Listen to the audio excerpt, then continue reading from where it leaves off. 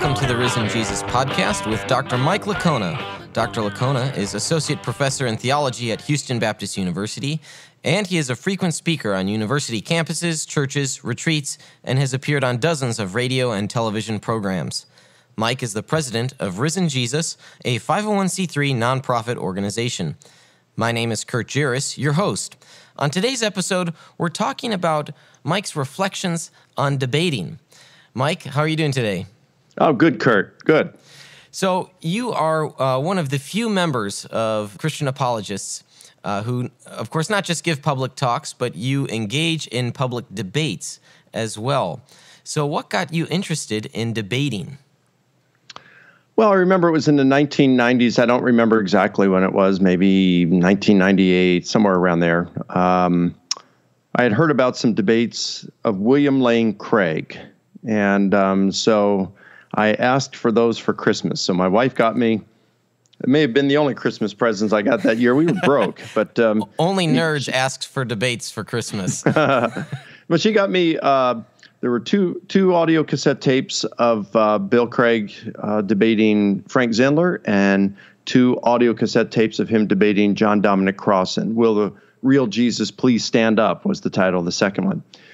And I just remember listening to those and just thinking, wow, that's so cool. And I learned so much. And I don't even know how many times I listened to each of those debates. Maybe 50 times. I don't know. It was a lot.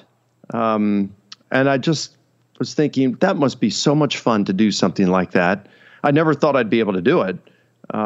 Bill had 2 earned PhDs or 2 earned academic doctorates. At that point, I didn't even have my master's degree. I thought I'll never be able to do that. And I had no training in debate. I just thought it was so cool. And, I was just studying apologetics more. I kept studying New Testament stuff more and more. And then I remember that I think Gary Habermas, he got invited to debate Dan Barker of the Freedom from Religion Foundation at the University of Wisconsin in Madison. And Gary at that point didn't like to debate. And so he said to me, hey, Mike, I know that you're interested in debate, and I don't want to do this. Would this be something you'd be interested in doing? And I said, I don't know. I mean, I'd love to debate, but I don't want to get crushed. And he said, Barker is a experienced debater, so he'll be a handful for you, but you probably know more about the subject of the resurrection than he, so it'd be a good first debate for you. So I accepted it, and that's how I got involved. Nice. So when you debated Barker, or perhaps later on, had you given thought to how much value there is in perhaps trying to change the mind of your opponent? Do you go in thinking that you hope you change the mind of your debate opponent, or do you go in just thinking, you're not going to change anything of what they believe? Oh, I never go in thinking that I'm going to change my opponent's mind, especially there on stage, because, it's his or her reputation is at stake. There's a lot of public pressure there. You're trying to prove your point. So I don't expect that I'm going to. Of course, it'd be nice to think that maybe some of the things I say my opponent will reflect on later on and maybe reconsider their position. But I don't expect that. My target audience would be, those who are, it's the seekers who are there, who maybe aren't necessarily committed to either position. They're wanting to gain information to make a decision for themselves. Those are the people I'm primarily interested in. And that may be 40% of the audience. Maybe 20% of the audience are Christians there, and they're going to, think the Christian one no matter what. Some of them will. And then there are atheists or non-believers there who are going to think, no matter what, that their person won the debate. And so what I want to do also for the 20% who are Christians is I want to encourage them in their faith. I want them to see that there's a strong foundation for their beliefs. It's not just a blind faith. And then for those who are the non-believers, who are, strong on the other side, if I can put some doubt in their minds by considering some of the things that I'm saying, to make them a little more open-minded to the Christian view, that's fantastic. But it's mainly the 40% of the people who are not committed, who are seekers, that I'm trying to reach at a debate. So you don't go in thinking you're going to change your debate opponent's mind, at least not there on the debate stage. Right. And it's mainly for those in the audience. Now, tell us, who are some of the people that you've debated throughout your career? Well, after Dan Barker, let's see, the next year I debated Shabir Ali, leading Muslim debater, Richard Carrier, prominent atheist scholar. Let's see, Stephen Patterson of the Jesus Seminar, Bart Ehrman several times, Elaine Pagels at Princeton, Dale Martin at Yale, who has since retired. Yusuf Ismail over in South Africa, Abu Pinar over in South Africa, Saki Spangenberg and Hansi Vomerans in South Africa, Ali Ati at the University of California in Davis, Matthew, I'm trying to think of his last name, but he's a philosophy professor at Sacramento State University. Larry Shapiro, who's a philosophy professor at the University of Wisconsin in Madison. Fun guy to be around. I like Larry. We've had a good time together. Let's see. Trying to think of the guy I debated earlier this year at Arizona, University of Arizona in Tucson, Courtney Friesen, and he's a good guy. We had a good time together. Most of the people I've debated, we've just had a good time together. And with most of them, we just got along. Almost all of them, we got along really well. Now, usually, correct me if I'm mistaken, but at least from what I've seen, typically from academic debaters, they usually go out to eat beforehand or the night before, something like that. Yeah, I like to do that. I like to do that with the person I'm debating, just so, we get to know each other a little bit. He can see that I'm, not an idiot. I can see he's not an idiot. And we can see we're just real down-to-earth people, and it makes, I think, for a better debate. It helps reminds people that the other person's a human, too. Yeah. And and it causes us to treat each other a little more collegially during the debate, And I think that's the way it should be. Yeah, that's great. So what are some of the topics that you've debated? Most of them have been on Jesus' resurrection. Did Jesus rise from the dead? I've debated Bart Ehrman twice now on the historical reliability of the Gospels. Let's see, Courtney Friesen earlier this year, we debated on, what was it? Is Christianity verifiable? And does it matter? Yeah. That was kind of fun. And a week from now, John Dominic Crossan and I are going to be in a public dialogue, and we'll be discussing the question, what can be known about Jesus and how can we know it? And we'll be covering issues such as, can historians investigate miracle claims? What did Jesus think about him? Did Jesus think he was God? Do the Gospels contain eyewitness testimony? Did Jesus rise from the dead? So those, let's see. Dale Martin and I discussed the topic, did Jesus think he was divine? That was one of the topics. We also discussed the resurrection. Shabir Ali and I discussed about, was Jesus divine or prophet? Or both, And we discussed the resurrection. So, yeah, there have been a number of topics. A guy named Steve Yoffman down here at the University of Georgia in Athens, UGA, we debated the question, does God exist? Or I forgot how the question was posited, but it had to do with the existence of God. Yeah. So those are some of the topics. Very nice. So what do you do to prepare for a debate? Well, I try to read everything that person has written on the subject. So I will, for example, Crossan. I already did a bunch of work years ago on what he believes, how he argues. So I'm just reviewing my notes on that. Typically, I prepare less now than I did when I got started. When I got started, I was putting in 70 hours a week for several months before a debate. That went down by the time I debated Bart Ehrman. It was about 50 hours a week for several months. And now, I don't know how much it is now, maybe 10, 15 hours a week for a month or so.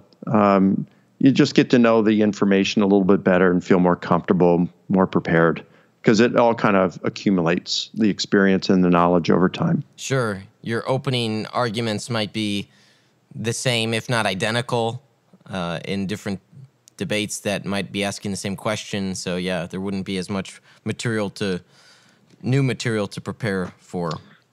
Yeah, so I will read everything that person has written on the subject or watch some videos online of what they've said. I will discuss, or I will do my opening statement. So let's say an opening statement is going to be 20 minutes long.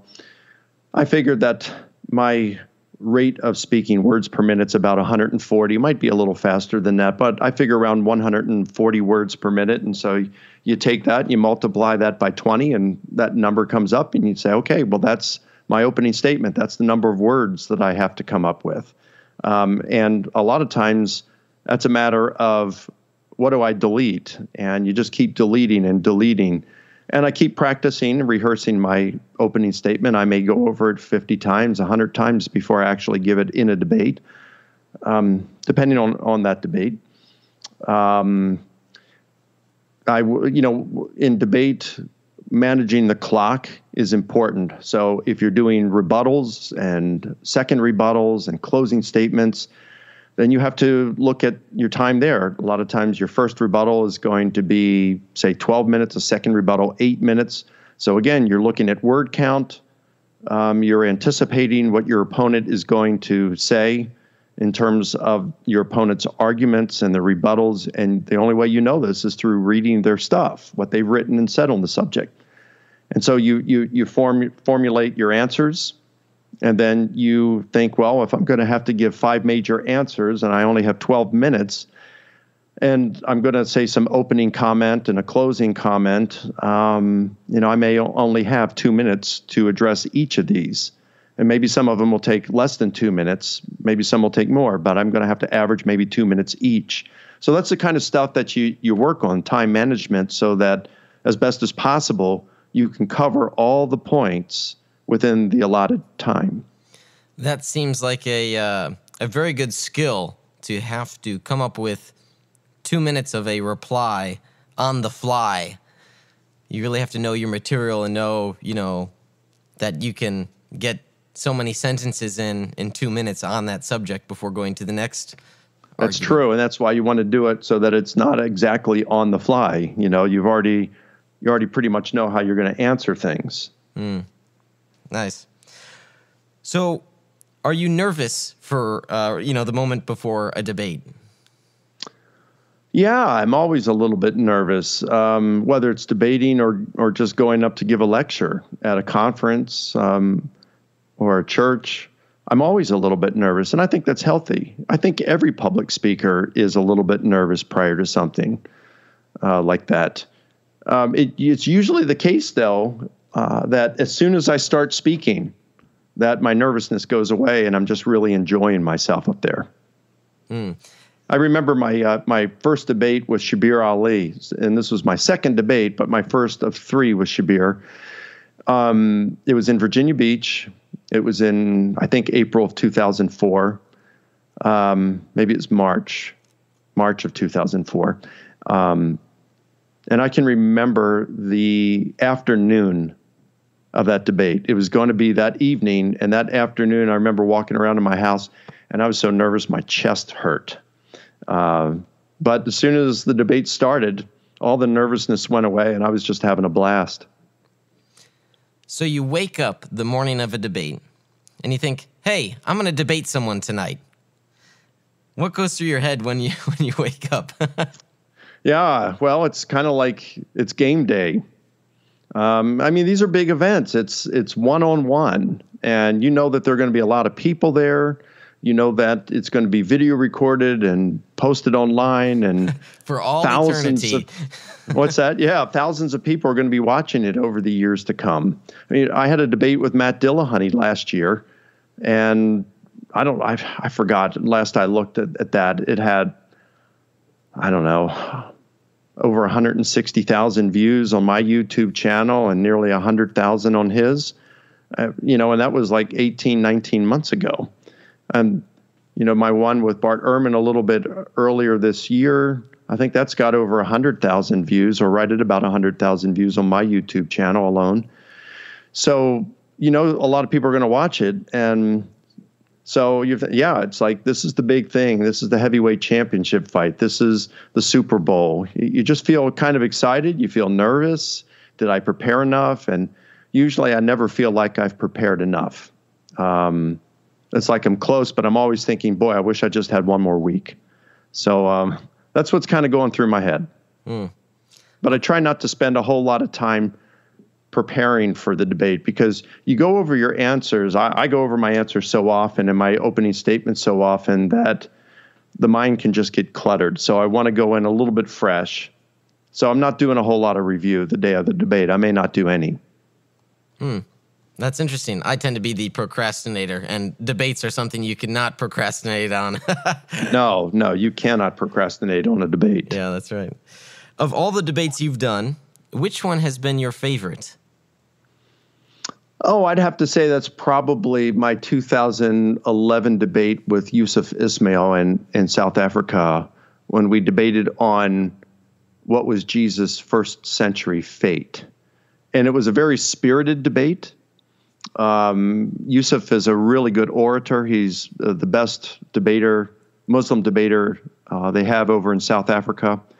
And so we had a very spirited debate, but I really liked the way I just followed my strategy in that. And I felt like I answered all of his objections and continued to press the legitimacy of the arguments I had. So if there was a debate that I said it was like a picture-perfect debate in terms of strategy and following that strategy, as well as its entertainment value, I'd say it's that debate with Yusuf Ismail. Probably my second favorite debate would be the one I had earlier this year with Bart Ehrman on the historical reliability of the Gospels. That was a fun debate. In fact, Jonathan Mann, the Ratio Christi director who put it on, said he thought it was the best debate he's ever seen. And I just really liked the way it went. It wasn't a picture-perfect debate, and I think content-wise, the written debate that Ehrman and I had the prior year, or 2 years before that, I think it was a better debate in terms of the content. But this was just a fun debate, I think, to watch and one to participate in a beautiful auditorium. And the videography on it, the film crew just did a great job of recording it. Very nice. Now let's consider the other side of the spectrum. So you just told me some of your favorite debates. Are there any debates with which you were not pleased? Yeah, I'd have to say that would be a debate I had back in, I don't remember what year it was, maybe 2012, somewhere around there, with atheist philosophy professor Greg Cavan. And I guess I just got frustrated during the debate. It really hasn't happened before. I got frustrated in the debate, but it's kind of like, well, you don't understand what I'm saying, he would say. And I'm thinking, no, I understand. I just think it's a lousy argument. And I guess I just got frustrated. And, when it came to, well, do you have anything else to say, Mike, in your closing statement? It's like, nope, I've said everything I needed to. And this just isn't going anywhere. So afterward, I asked some folks, they came up, as people would normally do, and just say, hey, I enjoyed the debate or something, and just to talk to you. And I said, hey, let me ask you a question. And I remember a group of Christians, I don't know, maybe 3 or 4 Christians came up, and one guy who was an agnostic, he came up as well. And so all of us were talking together, and I said, you know what, I just don't think this was a really good debate, and I feel like I didn't do well. Like I just was frustrated, got a little upset, and maybe showed it. And they said, yeah, we could tell you were frustrated, but actually we felt we were really glad about that because we were feeling the same way. And the agnostic said the same thing. And I said, so who do you think won the debate? And all of them, including the agnostic, said, oh, you clearly won. And then later on, I got an email from a woman who said she brought her atheist son along. And even though I didn't convince him, he thought that I won the debate. So she was thanking me. anyway, I felt good hearing that kind of feedback, but that's the one I am least pleased with. I just didn't like the way that debate went. And I think Greg's a good guy, Greg Cavan. I think he's a good guy. A couple months after that debate, we got together for lunch. I was back out in California, and we got together for lunch and just had as friends, and had a good time together and talked about the debate a little bit. And, I would consider him to be a warm acquaintance. It's just I got a little frustrated in the debate. I didn't care for it. Any suggestions to those listeners who might have an interest in doing debates at some point in their life? Well, sure. Debates aren't for everyone. So if a person doesn't want to do debates, like if they're interested in Christian apologetics, they're interested in defending the Christian faith with others, but they don't want to engage in debates because they're just too intimidated by it, that's not a problem. They shouldn't feel bad about that. I would just say we all have different personalities. We all have different giftings. My gifting isn't theirs. Their gifting isn't mine.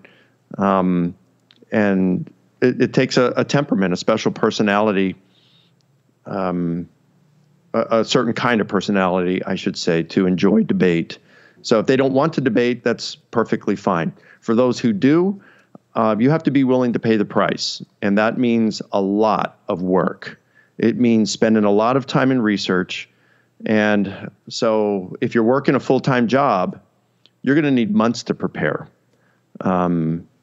Depending on who you're taking on. If you're taking on a big name, so for example, let's just say you haven't gone to grad school and you want to debate on the resurrection with Bart Ehrman, and you have no formal training in this stuff, I'd say please don't do that.